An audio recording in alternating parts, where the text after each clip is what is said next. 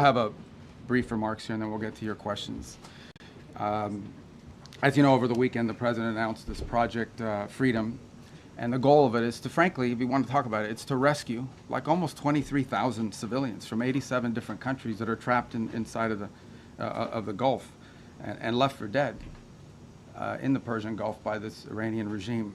You know, for more than 2 months now, these innocent sailors and commercial crew members have been stranded out at sea because Iran is conducting something that's not just criminal. It's criminal for sure, but it's desperate and destructive, this blockade of the Straits of Hormuz. Nations from around the world, the overwhelming majority of whom are not even engaged in any military hostilities, are now at risk not just of losing their cargo, but the lives of their own citizens because of this blockade. These ships, you know, you don't leave a ship out there for this long. You start running out of food, you start running out of potable water, essential supplies, and they're at the mercy of this piracy. What it is, it's piracy. And not only that, but some of them have seen, you know, been opened fire on and rained down senseless attacks on several civilian ships already. So frankly, the way to put it, these are innocent bystanders. These are countries that, and ships and so forth that have nothing to do with any of this, and nonetheless are being caught in the middle of it and being held hostage merely because Iran could do that, just because of, just as the regime brutally slaughtered tens of thousands of their own citizens for the crime of peaceful protest, because they're unhappy with the quality of life or the lack of quality of life in Iran today. And so they're sitting ducks. They're isolated, they're starving, they're vulnerable, and at least 10 sailors have already died as a result of the civilian sailors.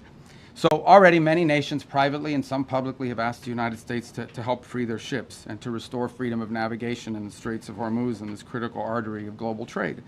And so President Trump, as he always does, stepped up and answered the calls for their help. And he's directed the United States military to guide these stranded ships to safety, to provide a protective bubble under which they can operate and move product and get themselves out of there and out of harm's way. And this is the first step towards reopening the strait and bringing this regime's last-ditch act of economic arson, bringing that to a close. We're doing it not only because we were asked, but because we're the only ones who can. Only we have the power to sort of take the steps that we've taken now. Under this president, under President Trump, the United States will help our friends. We're going to stand up to rogue regimes like the one in Tehran, and we're going to be unashamed to use our power and our abilities to project military power in the service of our national interest above all else. Now, what's really important for you to report and for everyone to understand is this is not an offensive operation. This is a defensive operation. And what that means is very simple. There's no shooting unless we're shot at first. Okay? We're not attacking them. But if they're attacking us or they're attacking a ship, you need to respond to that. You're not going to let some fast boat come up on a ship and shoot it up. We're going to respond to it, and we've been successful at it. I don't know what the exact number is, but I know a number of those fast boats have now been targeted, and will continue to be if they pose a threat to our forces. We'll shoot down drones, we'll shoot down missiles, but it's defensive in nature. This is defensive. So if you hear stories about attacks and launching of firing back and forth, it's not back and forth.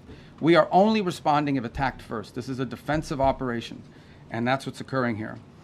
Just about the importance of the Straits for a moment. This is approximately a quarter of the world's oil trade, along with significant volumes of fuel and fertilizer that operate through the Straits of Hormuz. The Iranian regime cannot be allowed to dictate who uses this vital waterway. I don't think this is also being reported enough. Maybe you are reporting. I don't read everyone. I don't know many damn outlets here. I don't know who you all are, but I mean, I know who some of you are, but I don't know all of you are. But I will say this about it. This is an international waterway. Okay, this is an international waterway. And international law is very clear, and I love it because everybody always talks about international law, and this international law on this is very clear. International waterways, no country can control them. There is no international law that allows you to say, I'm going to put mines in an international body of water, and I'm going to blow up ships that don't listen to us and try to go through. That's what Iran is doing. This is a criminal act. And someone needs to do something about it. Something needs to be done. It's completely illegal, completely illegitimate, and completely unacceptable. And that's why the United States military is guiding stranded commercial ships safely through the strait and is working to restore freedom of navigation and putting an end to these efforts to hold the global economy hostage. So far, as a proof of concept and as a proof of function, 2 U.S. flag merchant ships have successfully transferred the Strait of Hormuz in the first stages of this project, and they're now safely on their way. The U.S. military is deploying the necessary assets to extend this defensive umbrella over commercial shipping. But there should be no mistake. And as I said this already, this is a defensive operation. I want to reiterate that point. This is important to understand. If no shots are fired at these ships and no shots are fired at us, we're not firing shots. But if we're fired on, we will respond, and we will respond with lethal efficiency.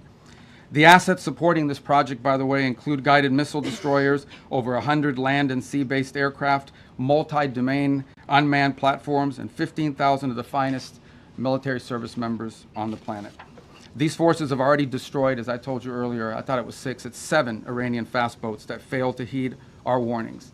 And by fast boats, we're talking about, some of these things look like Boston whalers. Okay, so these are not like Navy ships. But nonetheless, they come fast at these boats, try to swarm them, try to harm them. We're not going to let that happen. So 7 of them now sit at the bottom of the sea, along with, by the way, the rest of Iran's Navy. That's where you can find their Navy today.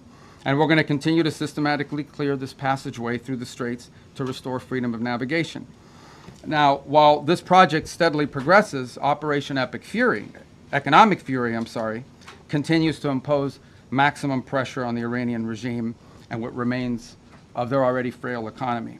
Today, inflation in Iran is 70%, and their currency is in total and complete freefall. U.S. sanctions enforcement is stepping up. It's moving in lockstep with the naval blockade to degrade Iran's capacity to generate, to move, and repatriate revenue. It directly targets the regime's primary revenue lifelines. The blockade alone is costing Iran as much as $500 million a day in lost revenue. 90% of total Iranian trade has been halted, causing permanent damage to Iran's oil infrastructure as wells are forced to shut in. Again, all of this is in response to their piracy. Okay, it cannot be that you have these straits and they blow up any ship that moves and the only ships that get to go through are theirs. You can't have a situation in which the straits are closed to everyone else, but they benefit from the piracy. That can't happen. That's why the blockade is in place, and that's why these sanctions are crippling them.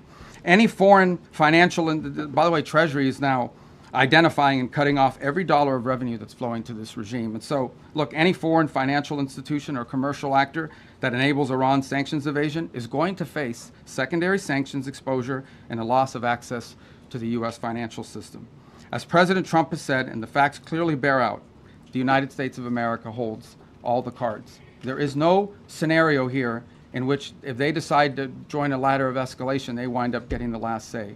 But our preference is for these straits to be opened to the way they're supposed to be opened, back to the way it was. Anyone can use it, no mines in the water, nobody paying tolls. That's what we have to get back to, and that's the goal here. Every day the conflict continues, however, our leverage on Iran will continue to increase, and their position will continue to weaken, especially as the blockade really begins to bite in conjunction with the sanctions. So, look, the time's come for Iran to make a sensible choice. And it's not easy for them to do that, obviously, because they have a fracture in their own leadership system. And apart from that, I mean, the top people in that government are, to say the least, they're insane in the brain. And so we need to address that, and it's difficult because it's hard to get past that in their system. But it's important for them to make a sensible choice and the one that's right for their people. The president, our president, has proven time and again that his preference is peace. But Iran must accept the reality of this situation and come to the negotiation table and accept terms that are good for them, but ultimately good for the world. The diplomatic path, if there's a real diplomatic path, I'm not sure there's going to be one, but if there's a real diplomatic path and we continue to explore it, Steve and Jared are working on that very hard. If there is one there, it could be one that leads them to reconstruction, to prosperity, and to stability, and to not posing a threat to the world. The alternative is growing isolation, economic collapse, and ultimately total defeat. I know what the right choice is for Iran. I hope that the people over there making decisions will make the right one. The last point I would make, and it really is important for them to understand this, is they really shouldn't test the will of the United States, at least not under President Donald Trump. He has proven time and again that he will back up what he says. And if they test him, ultimately they will lose. The hard way, the easy way, the long way, the short way, they will lose. And with that, it's time for your questions. So, Catherine, why don't we start with you first? Hi, Catherine Herridge. I'm an independent journalist. Secretary Rubio, have you seen any recent indications that Iran is willing to give up its nuclear weapons program that is credible, verifiable, and that would lead to an immediate de-escalation? Well, look, this is a long-standing problem for them, right? I mean, they have wanted, they have always said they don't want a nuclear weapon. That's because they've always said that, they just don't mean it. And why do you say, well, how do you know they don't mean it? Well, we don't mean it because they're doing all the things, and historically have tried to do all the things that you do if you want a nuclear weapons program. For example, they innovate and try to innovate long-range delivery missiles that now, in some cases, are capable of reaching much of Europe. They build these large underground centrifuges for enrichment activity. There are countries in the world that are involved in the enrichment business, but these guys do it in mountains and in caves and in hiding. They've always had secret components of their nuclear program undisclosed to the world, and we know for a fact that they retain highly enriched uranium at 60%, that they did so, and that has no civilian use, none, zero whatsoever. So they have an opportunity here to agree to something that will make it clear that they're not interested in one thing is to say we don't want a nuclear weapon. Another thing is to do the things that prove you don't want a nuclear weapon. By the way, if what Iran wants is a civilian nuclear program for power plants and stuff like that, there are a lot of countries in the world that have that, and they don't enrich. They import the enriched material. You know, they could have that if that's what they wanted, but they're not acting like that's what they wanted. They're acting like they want a military, nuclear program. That's unacceptable. So that's the process we're engaged in now. To create, that's the object of this diplomacy, is to come up with some level of understanding about what are the topics that they've agreed to negotiate on. We don't have to have the actual agreement written out, and one day this is highly complex and highly technical. But we have to have a diplomatic solution that is very clear about the topics that they are willing to negotiate on and the extent and the concessions they're willing to make at the front end in order to make those talks worthwhile. That's what Stephen Jarrett and the whole team is working on, and I hope to have good news on it. That's the outcome we would prefer. That's the outcome we would have preferred a year ago. That's the outcome I think most of us would have preferred a long time ago. But that's not the option they've given us given their activity. All right, there's no way I can figure out who to call on. I'm just going to press right in the middle, right there, you right there, yeah. Right in the back row. Thank you, Mr. President. I'll go to you next. I can't get everyone. All right, go ahead. Thank you, Secretary Rubio. Keep going right. Welcome to the White House. What's You're that? talking to me, sir? Yeah, to you, yes, sir. Thank you. I have two questions on two separate issues that come Do they under... get two questions for these? Two questions that- There's a lot of people in here. that fall under your umbrella. The All right, first- well, you can ask me two questions. I'll give you one answer. Go Thank you ahead. very much. I appreciate And I'll pick the one I like better. Thank you, Mr. Secretary. The first has to do with the blockade. There are lawmakers from both parties who claim the blockade is an act of war. What do you say to that? And my second question has to do with the fuel embargo of Cuba. How long, Mr. Secretary, will that last? Okay, two things. All right, good. I'll answer both your questions because I like the second one too. The first one on the blockade. And so why do we have a blockade? We have a blockade because they shut down the straits. So I don't know which members of Congress you're talking to, but here's what I would ask them. I would ask everybody here. It's very simple. These guys have shut down the Straits of Hormuz. This is what Iran is saying. We will shut down the straits. No one can go through. No country in the world can go through unless we allow you to go through, and you have to pay us. But our ships can go through, meaning the Iranian ships, as much as they want. That's crazy. Who would agree to that? So how are we going to have a situation where they get to close the straits to everybody, and the only people who are allowed to go through there 100% without paying anything are the Iranians? If you do that, they'll keep the straits closed forever. They're trying to make this some new normal. Okay, under no circumstances can we ever allow them to normalize the fact that they get to blow up commercial ships and put mines in the water. So the response to that is we're going to blockade your ships. If everyone's ships are not getting out, your ships are not getting out either. That's not an act of war. That's a defensive measure. It's a counter to what they have decided to do. You know what is an act of war? Putting mines in the water. Why don't the members of Congress, whoever it is complaining about it, they should be all over that. These guys put mines in the water. That alone, mining in the water is illegal, period, under any circumstances, and they've done it. But this is crazy stuff, but this is what they've done. On Cuba, oil blockade on Cuba. There's no oil blockade on Cuba per se. Here's what's happening with Cuba, okay? Cuba used to get free oil from Venezuela. Used to give them a bunch of free oil. They would take like 60% of that oil and resell it for cash. It wouldn't even go to benefit the people. So the only blockade that's happened is the the Venezuelans have decided we're not giving you free oil anymore.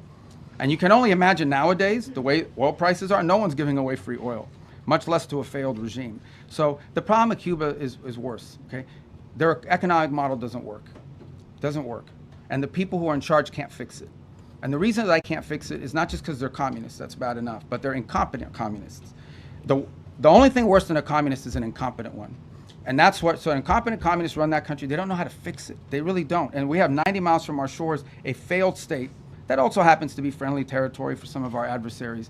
So it's an unacceptable status quo, and we'll be addressing it, but not today. Okay. All right, let's go to the front, right there.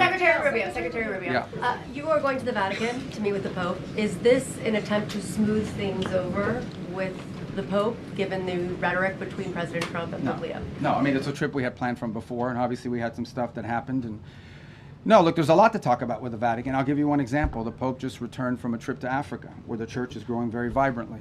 And we have shared concerns about religious freedom, freedom in different parts of the world. We'd love to talk to them about that. The topic of Cuba, we gave Cuba $6 million of humanitarian aid, but obviously they won't let us distribute it. We distributed it through the church. We'd like to do more. We're willing to give more humanitarian aid to Cuba, by the way, distributed through the church, but the Cuban regime has to allow us to do it. They won't allow us to give their own people more humanitarian aid, and we're willing to do it through the church. So there's a lot to talk about. And the president recently said that the Pope is endangering a lot of Catholics as a result of his rhetoric around the Iran war. Is that a sentiment Well, I you don't think agree that's with? an accurate description of what he said. I think what the president basically said is that Iran can't have a nuclear weapon because they would use it against places that have a lot of Catholics and Christians and others for that matter. It goes back to the central point. I think the president, without trying to speak for him, but I think I can characterize it this way. He doesn't understand why anybody, leave aside the Pope, the president, and I, for that matter, I think most people, I cannot understand why anyone would think that it's a good idea for Iran to ever have a nuclear weapon. Look what they're doing with the Straits right now. They're holding the whole world hostage. They have these sailors, on commercial ships that are going to starve to death out there. They don't care. They don't care that this is melting down the economies around the world, even of their own allies. This is what they're doing with the Straits. What do you think they would do if they had a nuclear weapon? They would hold the world hostage with that nuclear weapon. That's what they would do. They would do exactly to the world with a nuclear weapon what they're doing now with the Straits. And I think the president's point is how anyone cannot see that as an unacceptable outcome and an unacceptable risk is beyond him. It's puzzling. And someone has to do something about it. The difference between this president and like the 6 presidents that preceded him were that he's the only one that's actually been willing to do something about it. Everyone says Iran can't have a nuclear weapon, but you got to do something about it at some point. And he's been willing to address that threat. And that's what he promised he would do when he got elected, by the way, is address threats like this. Secretary. Yeah, I wish I knew your names, thank you guys. so I much, Mr. apologize. Secretary. Can you put name tags on? Thank you That so would much, help. Mr. Okay. Secretary. Who are you with? Who are you with? I'm with Rubio Media Network. Okay. Mr. Secretary, the President has said multiple times that weapons were provided to the Kurdish groups to pass on the Iranian people. However, Kurdish political parties and the regional government says they have not received such weapons. Even some claim these weapons remain in the U.S. base in the region. Can you clarify who those weapons were given to and whether you intend to retrieve them or still want to pass to the Iranian people? Yeah, look, ultimately, what the president is expressing, and I think has repeatedly, is he wished the Iranian people had, look, he's heartbroken by these images. You think about it, you're an Iranian, okay? You're unhappy that your economy doesn't work for you. You don't have freedom. You don't have an opportunity to express yourself. You've got friends that have been shot in the head because they're out protesting. And it's heartbreaking to him to see that these people are abused in this way and have no measures to take against their own government as a result of it. By the way, this goes back, if you guys remember the protests in 2009 where they slaughtered people in the street. This is a vicious regime, guys. Okay? These are people that hang people from cranes in the town square so everyone can see. They continue these executions of people and have continue to do so for over a decade and a half now. And so I think what the president is expressing is the desire that he wishes the Iranian people had an ability to fight back against some of these things that are happening to them. And I would view that as distinct and separate from the specifics of this operation that was ongoing before it concluded, and certainly different from the operation that's going on now. Right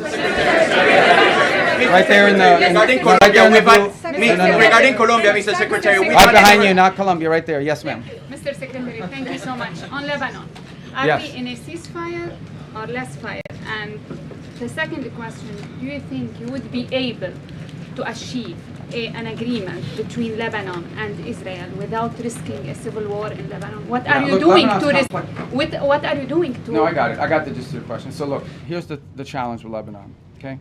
There's no problem between the Lebanese government and the Israeli government. Israel doesn't claim any land in Lebanon belongs to them. And by and large, I think a peace deal between Lebanon and Israel is imminently achievable and should be. The problem with Israel and Lebanon is not Israel or Lebanon, it's Hezbollah. Hezbollah operates from inside of Lebanese territory. They terrorize and attack Israelis, but they also are inflicting tremendous damage on the Lebanese people. The reason why Lebanon gets attacked by Israel is because of Hezbollah, because Hezbollah is hiding in some house, launching rockets against Israelis, and then they get hit. So what you're seeing now is Israeli responses to either attacks or perceived threats. And this is not new. This has been going on for a very long time. What is our hope? Our hope is to engage the Lebanese and Israeli governments under our mediation at the table to achieve this. And that is having Lebanese armed forces and a Lebanese government, not just with the willingness, but with the capability to begin to challenge Hezbollah and disarm them. Because the Lebanese people are also victims of Hezbollah. And by the way, on the topic of Hezbollah in Lebanon, who is behind Hezbollah? Why do they exist? They're an agent of Iran. If you go through that Middle East and you identify every problem, Hamas, Hezbollah, to some extent the Houthis, obviously, and others, behind every one of these groups is Tehran. So apart from the nuclear weapons, apart from all these other things, these guys are behind all the bad actors. Hezbollah is a wing. It's an extension of Iranian desire to destabilize the region. So we're very committed to this process. It's not going to be easy. You're asking me a complex question. You know this has been going on for a very long time. It's not going to be easy. We're going to do everything we can to make sure that both sides continue to talk so that progress can be made on some sort of permanent ceasefire that isn't constantly spoiled by Hezbollah and by Hezbollah violence. Right in the middle. Thank you, sir. I'm winging it, guys, okay? Right there, yes, sir. You mentioned the 2 U.S. ships that safely Yeah. crossed the Strait of Hormuz. Are other ships being told it's safer to get back to regular levels, or are we still going to see limits in place for Well, the look, foreseeable future? For obvious reasons, I'm not going to broadcast who we're talking to or who we're telling them to move. I mean, we want these operations to be safe, and I think as it unfolds and ships get through, we'll make those announcements after the fact, just for operational security purposes. But the goal here is pretty simple. Establish a zone of transit that is protected by a bubble, the United States, both naval and air assets, and then allow ships who want to move through there and get to market, to begin to increase confidence in the ability to do so. That doesn't happen in 12 hours. It takes time to set up that bubble and gain that confidence, but that's the goal. We have been in touch. We've been in touch, I don't know, with a bunch of different liners about moving, and we're hoping to continue to improve the security situation, and we'll start to see some of that movement, and we'll announce it as it happens after the fact. We're not going to be like broadcasting, hey, tomorrow at 12, ship X is going to be coming through, for obvious reasons, because that degrades the security. But we feel confident we're going to be able to achieve that. Look, it's not going to solve the whole Straits problem. It's going to solve a lot of it, but it's important to challenge what Iran is doing now. Guys, again, I wonder if you take anything away today, and I can't tell you what to write, but Iran cannot be allowed to normalize this control of the Straits. It's completely unlawful, illegal. It's outrageous. And every country in the world should be joining us and condemning it and doing something about it. But the United States has stepped up and is trying to do something about it. Regarding Colombia, Mr. Secretary, we've had several tourists. I'm sorry. We'll see if we get to Colombia today. Go ahead. You guys have an election now. Why don't you wait till after your election? Mr. Secretary, Go ahead. Tom Michael Yes, Ross sir. with Daily Mail. I was curious about your meeting with Southcom earlier. There was a picture, a map of Cuba behind you. What did you discuss with Southcom about Cuba? Right. And do you have any updates on I'm not going to Greenland? tell you what I discussed with South. but it had to do something with Cuba. No, What about, Cuba's in Southcom. You know, Fair it's the enough. closest part. And so the second point, I was there. Our ambassadors were in from the whole Western Hemisphere. I was addressing them. You know, I'm meeting the general who just took command of Southcom. And there happened to be a map of Cuba. And I said, it'd be good if we took a picture in front of that map, because it's like the closest thing in Southcom to the United States. So there it is. We have maps of other countries, huh? what about Greenland? Any update on Greenland? No, they didn't have that map then. They only had in the red, right there in the red. In the red, okay. Cristina de Telemundo, Mr. Sec. Can I ask you in Spanish or can I ask Yeah, you you in can both? answer in Spanish. You Okay. can ask me. And they'll have to translate for them what you So ask me. I'll say it in English, Okay. and if you can answer in both languages. Today I checked the webpage of the State Department, and there's still a $25 million bounty on Diosdado Cabello, the Secretary of Interior, for drug trafficking and narco-terrorism. I was wondering if that has been put on hold, or if you're negotiating with President Delcy Rodriguez to turn him over. Yeah, I don't have any updates for you on that. The website is what it is, and that's where it stands. That policy hasn't changed. But guys, I mean, let's be mature here a little bit. I'm not going to tell you about what we're talking about with the leader of these countries. El Departamento de Estado sigue considerando a Diosdado Cabello un narcoterrorista y un narcotraficante, como dice en la página del Departamento de Estado. La política de Estados Unidos en ese tema no ha cambiado, y cuando cambie te dejaremos saber. The politics of the United States on that, the policy of the United States on that topic hasn't changed. When it does, you know, obviously we'll inform you, but I don't have any news for you on that today. Right there in the green. I'll get to you guys. Right there in the green. Are you guys all the TV people? Yeah. All right, go ahead. I'm sorry. Go. I'm learning. They gave me a little map. I don't know where I put it of the people here. Some of you had like red X's. I'm kidding. No, it's not true. Go ahead. Thank you, Mr. Secretary. The average price of gas in the country right now is $4.50. Do you have a thought on how long Americans are supposed to kind of accept this? Do you think it will affect Republicans' majorities in the midterms? Well, I'm not going to speculate on the politics of it. You can tell me. I mean, look, it's obviously being driven by global events. That was true during the Russia-Ukraine war as well, where you saw that come up. It's look, we don't benefit from the straits as much as other countries. I don't know if you've seen what the gas prices are like in other parts of the world that are really suffering big time. So we're very fortunate that the United States, I believe right now, is like the world's largest net exporter of oil and natural gas as a result, not because of this war, but because we have this capacity. So we've been insulated to some degree. We're obviously still vulnerable to some extent to global prices, and so, but in the end, I mean, we're more insulated than other countries, even though that's not welcome news to Americans that are paying more at the pump, no doubt about it. And it certainly is one of the circumstances of it. There are people that were predicting would be much higher at this point, but we're not taking that for granted. Suffice it to say that think about it this way. Everybody needs to think about it this way. If Iran had a nuclear weapon and they decided to close the straits and make our gas prices like $9 a gallon or $8 a gallon, we wouldn't be able to do anything about it because they have a nuclear weapon. And a nuclear armed Iran could do whatever the hell they want with the straits, and there's nothing anyone would be able to do about it. And that's one of the many reasons, apart from like the massive loss of life in a nuclear strike, why Iran can never have a nuclear weapon.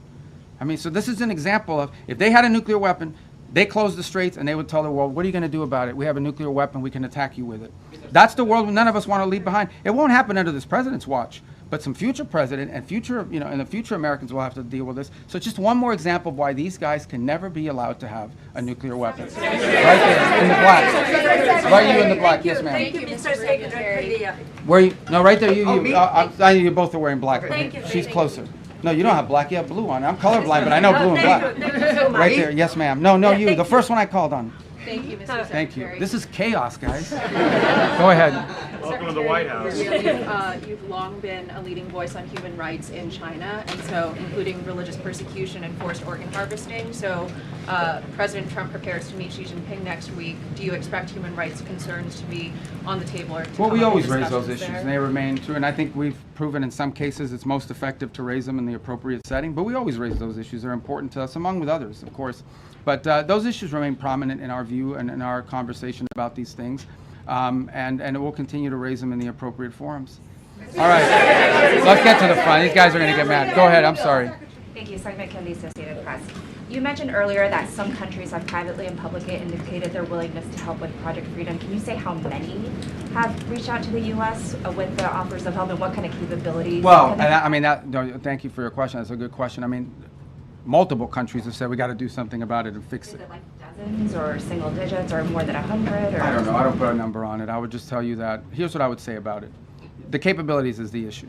Okay, a lot of countries would love to do something about it. They don't have a navy, right? Or they can't get there in time, or they can't. Others, are less. That some unfortunately do have a navy are saying, oh, we'll be involved, but we'll be involved after it's over. Well, after it's over, it's kind of like that makes sense. So, we'd like to have it. Now, there may be some utility in a post, closure mission. I'm not downplaying that, but I think that's been the challenge. But there are other ways they can help, unique ways that they can help. And I don't want to get into who these countries are for obvious reasons, because they are prepared to help us in certain ways, but maybe don't want that publicly disclosed for no other reason than it impact their foreign policy. It could have some domestic ramifications. But ultimately, I don't want to mislead you. The primary responsibility for this Project Freedom is on the United States, because we're the only country that can project power in that part of the world the way we're doing now. We're the only ones that can do it, and we're going to do it as a favor to the world. Understand this. This is a favor to the world because it's their ships that are stranded. It's their fuel supplies that are stranded. By the way, it's there's humanitarian aid destined for different countries in the world that's stranded in the Persian Gulf right now. It's the fertilizer that they need for their food and crops that's stranded in the Persian, not our fertilizer, their fertilizer. So we want to be helpful, and that's why the president stepped forward, because we're the only ones that can. Frankly, we're the only ones that can. Mr. Secretary, on the rising oil and gas prices, the president has said that this is a small price to pay for getting rid of a nuclear weapon. But 10 weeks in, are we any closer to getting rid of Iran's nuclear material? Yeah, but look, here's the way to think about Iran, and this is what I described at the very beginning of this. What was Iran's plan? You have to understand what their plan was. Their plan was they were going to build this conventional shield where they would have so many thousands of missiles and drones and rockets that they couldn't be attacked. And behind that conventional shield that they were trying to build, they would then break out and do whatever they wanted with their nuclear program. They no longer have that conventional shield. Okay, we told you guys from the very beginning, And we're very consistent in this messaging. The operation that has concluded was going to destroy their Navy. They have no Navy left. They don't. Not a Navy. They have small boats and Boston whalers, but they don't have a Navy left. They don't have an Air Force. I challenge you. When is the last time you read or heard about an Iranian jet flying anywhere? They don't have an Air Force. Their missile launching capability has been substantially degraded, and their industrial base, their defense industrial base, has been severely, severely damaged. So their ability to build a shield behind which they could hide their nuclear program was wiped out. That's a very substantial achievement, and that was the purpose of this operation from day one. Their nuclear material in order for this war to end. Well, that's one of the topics that needs to be discussed. I don't know about, I think you're linking it. The operation is over.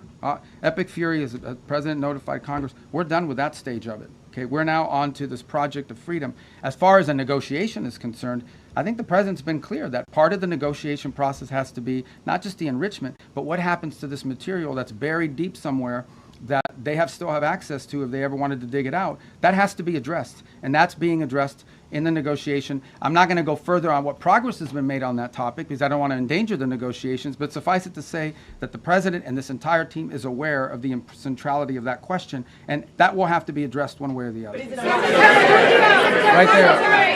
Right there. Yes. Thank you. Thank you. Secretary, I have another two-part question for you. Okay. First, are you taking part in those negotiations that you just detailed there? And then secondly, President Trump has made it clear that the U.S. doesn't rely on the Strait of Hormuz. So why should Americans even care about Project Freedom and these shipping tankers going through? Well, I think on the second point is the one I want to address first, and that is why should Americans care and why it matters to us? Because ultimately these things have an impact on the global economy, which ultimately has an impact on our economy in the long term. That's number one. Number two, because if we live in a world where a rogue state like this Iranian regime is allowed to claim as a new normal control over international shipping lane, it will not be long before you see that happen in multiple shipping lanes around the world. I can identify for you six or seven vital shipping lanes around the world that some countries can decide, guess what, if Iran was able to do it, we're going to do it too. We're not going to start charging tolls. And it'll get closer and closer to us. That's unacceptable. We cannot live in a world, there's a lot of time and energy been invested behind the idea that international waters are free for the free flow of goods. The stuff we make in this country and export has to go through international shipping lanes. And for us to live in a world where a country can decide, now we own the international shipping lane and you have to pay us if you want to use it, that is a normal that we will never be able to accept. And that's what the Iranians are trying to get us to do. So we're doing two things about it, and we haven't talked about the second one enough. The second thing we're doing is we're going to the UN. Everybody loves the UN, right? We're trying to go to the UN, and we're saying, okay, countries of the world, condemn this. Say that it is wrong for you to put mines there. It is wrong for you to shoot at commercial vessels. Guys, that's what we're talking about here. These guys are bombing commercial vessels. They're not bombing naval vessels. They're bombing commercial tankers. It's just outrageous. That needs to stop, and it needs to end.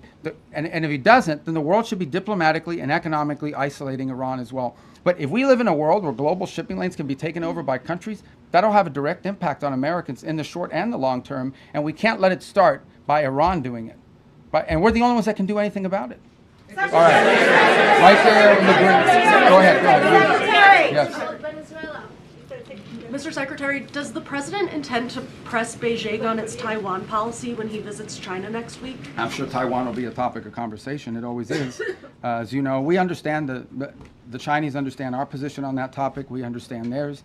And I think both parties, without getting ahead of myself of what will happen in the talks, but I think both countries understand that it is neither one of our interests to see anything destabilize happen in that part of the world. We don't need any destabilizing events to occur with regards to Taiwan or anywhere in the Indo-Pacific. And I think that's to the mutual benefit of both the United States and the Chinese. Secretary Rubio.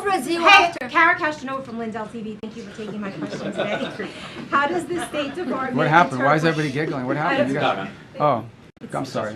Are they mean to you? No, they're not mean. Oh, okay. I don't think they are. I hope not. But I'm Kara from Lindell TV, and nice to ask you a question today, sir. How does the State Department interpret the President's recent remarks when he said, quote, the Iranian people need to have guns, and I think they are getting some guns, end quote. What did he mean, and do those comments relate to any ongoing or potential U.S. actions like supplying those weapons? Well, I think it goes back to the question I was asked a moment ago. I think the President thinks it's heartbreaking that the Iranian people are abused by this regime the way they are.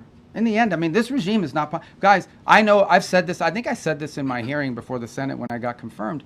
I don't know of any country in the world where there's a bigger difference between the people and the people who run the country. Okay, this country is run by radical Shia clerics. And that's not what Iran and the Iranian people are. Now, they may be Shia, but they're not radicals and they're not clerics, and they just want a normal life and a regular life, and in many ways a very cosmopolitan country with an incredible history and incredible legacy and the like. So there's this huge divide between the people of Iran, whom we sympathize with, and who the president sympathizes with, because they're the ones suffering. Look, the world is a victim of Iran, okay? The world is a victim of Iran because they're terrorists, because of what they're doing now in the Straits. But the people of Iran are daily victims of the regime, and the president has deep sympathy for what they're going through. And I think he's just expressing that sympathy and that frustration that they don't have the ability to do more to get rid of this regime that has crushed this country and isolated it from the world, which is a country that shouldn't be isolated from the world because its people are phenomenal. All right. I wish I had like a dice. Go ahead. Yeah. No, right there, because I'm going to Italy. Voy a Italia. Déjame hablar con el señor.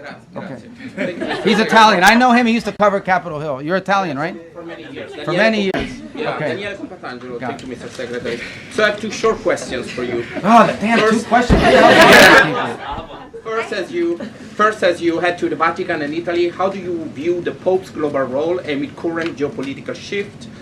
And what are your objectives in Italy? Is this trip tied to recent remarks by the President suggesting Italy has not been supported as expected? And the second one is about the Hezbollah in Lebanon. On a recent interview on Fox News, you raised some concern about stronger vetting within the Lebanese armed forces. What do you make? Can you elaborate a little bit? Yeah, I've answered the first one about the Vatican. Look, I mean, the Pope is obviously the vicar of Christ, is a Roman Catholic, but he's also the head of a nation state, and it's an organization that has a presence in over 100-something countries around the world. And we engage with the Vatican quite a bit because they're present in many different places. I've already outlined to you two examples. We worked with the Catholic Church on the distribution of humanitarian aid in Cuba. We share with the Catholic Church a concern about the destruction of religious liberty, the persecution of Christian minorities, and also, the challenges that are being faced by Christians in Africa, where the Pope just recently visited. So we have a lot to talk about with them, and I engage with them quite a bit on that front. So the trip is really not tied to anything other than the fact that it would be normal for us to engage with them, and other Secretary of States have done that in the past.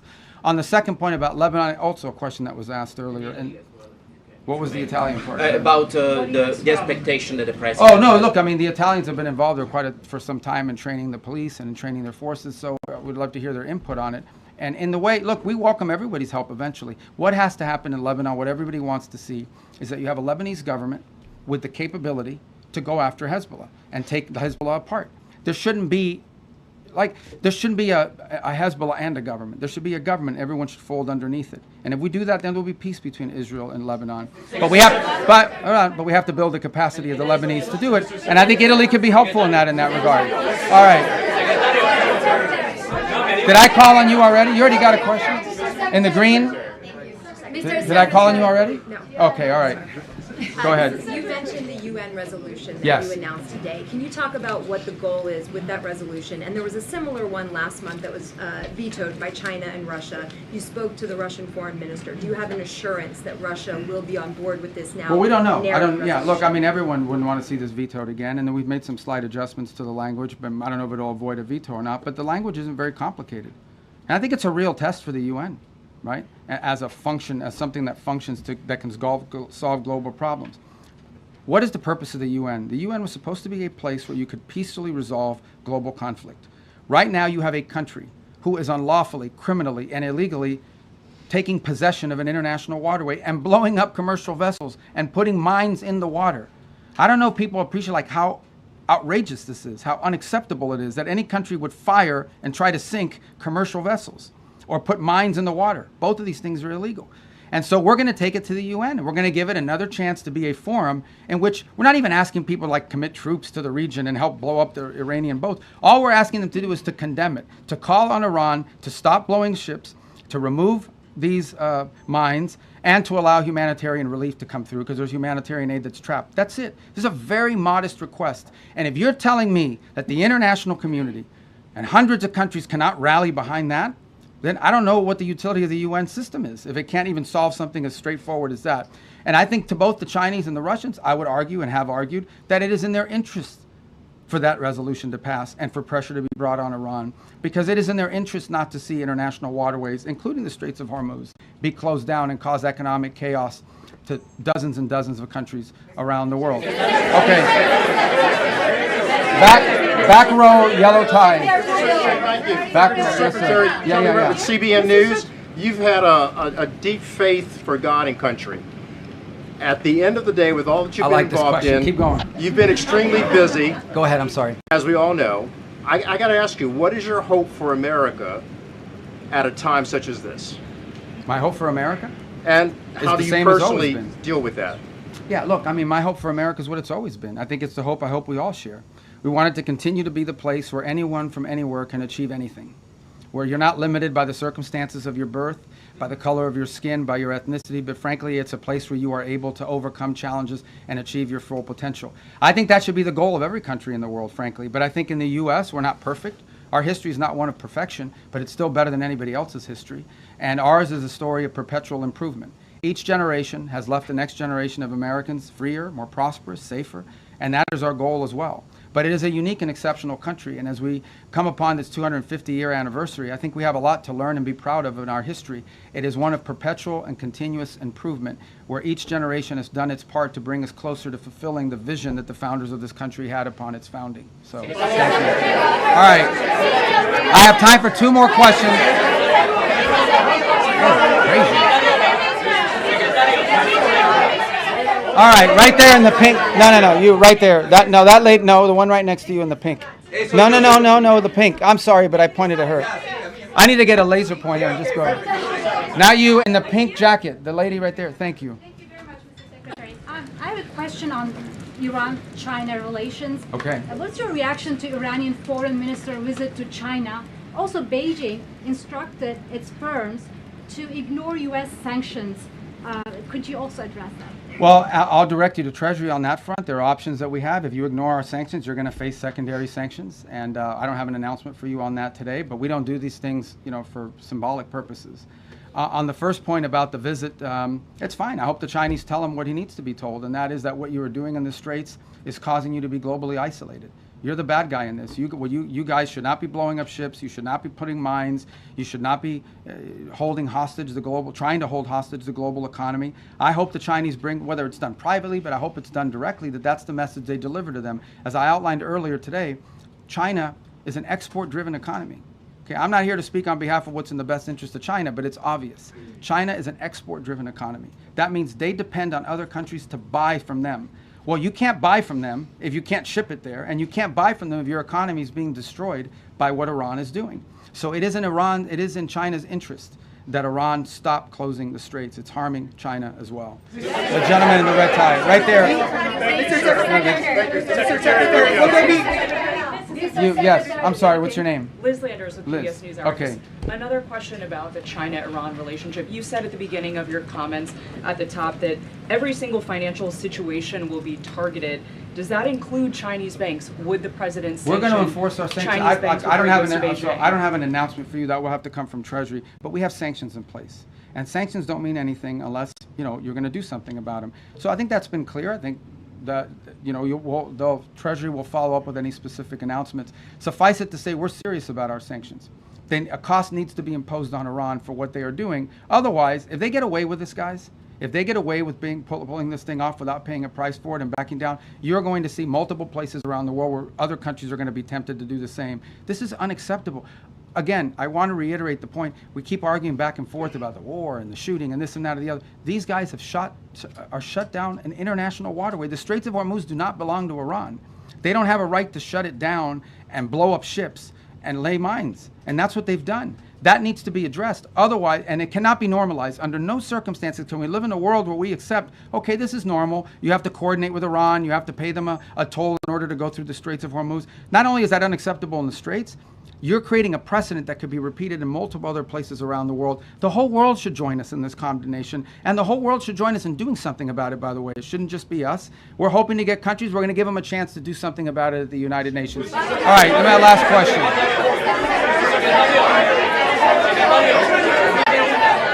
All right, that lady in the right there in the white. Thank you, Mr. Secretary.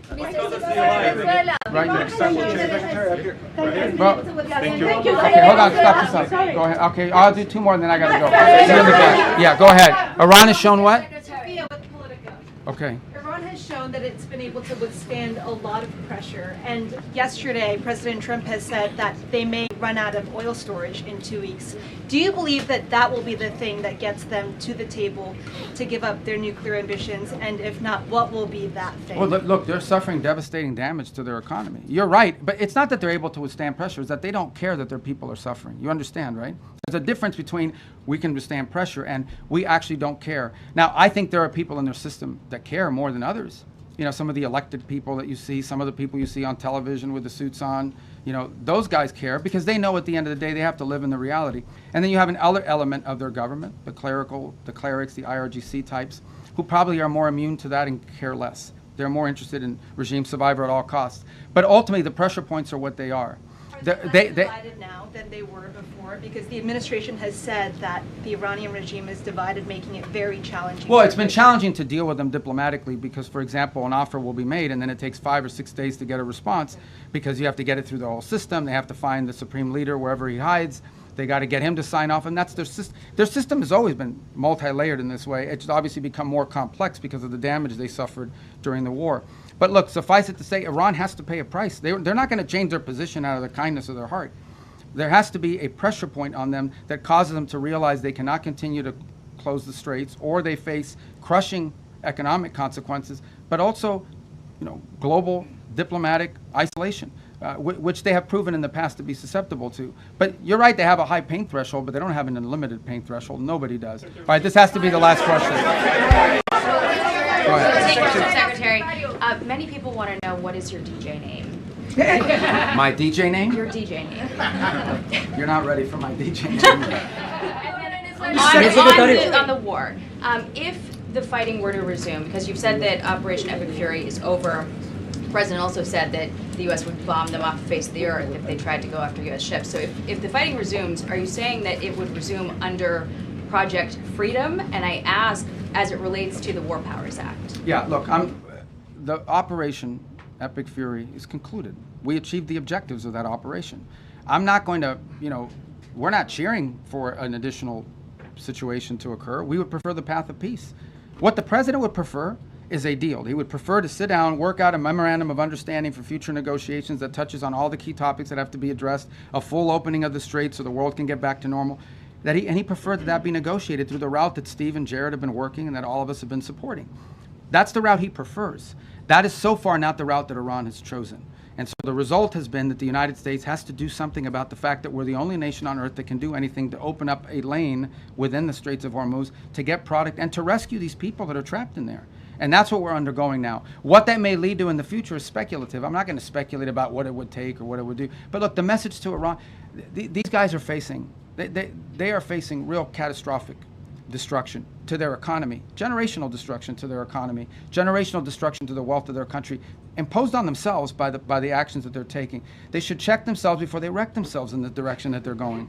Does the White House believe that these votes coming up in Congress are a moot point then? Look, guys, I love talking about this topic. It's about the War Powers Act. Yeah. Okay, I love it. I was hoping somebody would ask. All right, hold on. No, boy, you don't let me answer. I got to answer the question.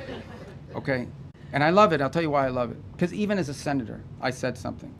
The War Powers Act is unconstitutional, 100%. Now, this is not the position of me, not the position of the President of the United States now.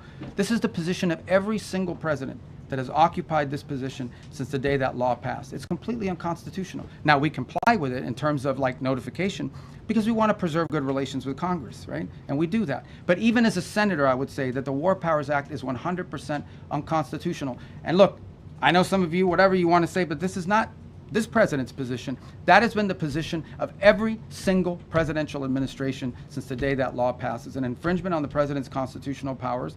We don't acknowledge the law as constitutional. Nonetheless, we comply with elements of it for purposes of maintaining, you know, good relations with Congress. And we want them to be involved and we want them to be informed. I have gone on Capitol Hill, 4 times this year for all senators and all House members and Intel Committee and gang